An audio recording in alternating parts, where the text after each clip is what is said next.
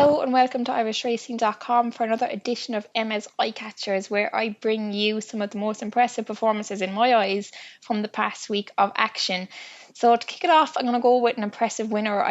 We're kind of at that point in the season where there's so many to choose from, probably missing a few, but I was kind of between two horses really, Slade Steel and Indiana Dream. I went with the latter just because he wasn't a horse I knew a whole pile about, to be honest, before he came into the race on Saturday. I think he'd only won once in Ireland. He'd won a Fairy House maiden hurdle last New Year's Day. He had won a bumper in France. I presume he was put away by design after winning his maiden hurdle. He looks like a horse who was always going to be a chaser, a big rangy kind of animal.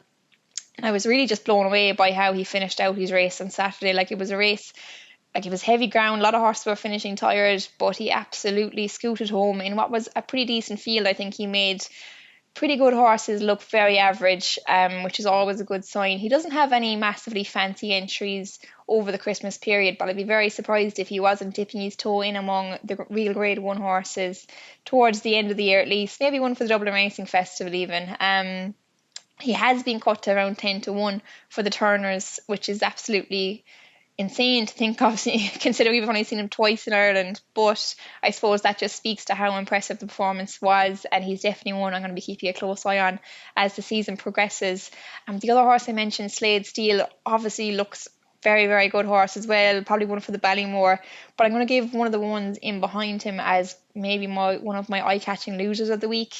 I could have really picked any of them. They all seem to have bright futures ahead of them, but I actually went with Better Days Ahead for Gordon Elliott. He was fourth, looked like he was probably going to be banged there jumping the last hurdle, just got squeezed out a small bit, maybe eased a small bit by Jordan Gainford after losing his place. But yeah, I just think if this guy steps up to 3 miles, he can really build on that performance. I just think it was encouraging. He won his maiden hurdle very easy, but didn't beat a whole pile. I just think it was encouraging that he showed he has the class to compete among those, what I think probably are real Grade 1 horses in that graded hurdle on Saturday. I think stepping up to 3 miles is going to really help his cause in among those really top level horses as well. It's kind of what he's bred for. And he's actually available at around 40-1 for the Albert Bartlett, which I think is a very, very good price considering the way anti-post market is at the moment. I wouldn't have any hesitations in backing him for the Albert Bartlett 40-1. I think he'd be right up and among some of the top 3 mile novice hurdlers this year. So I'll probably give him as my anti-post bet of the week as well. I think he's got a bright future ahead of him. The stable seems to think plenty of him, so it's all pointing in good directions for him. If you have any eye-catching horses from the week gone by yourselves, let me know in the comments. I probably have missed a few as the week have gone on, but there's just been so many with the way the action's just getting so exciting at the moment. And if you enjoyed the channel, make sure to like and subscribe. We've got a great form scan show coming up this Friday.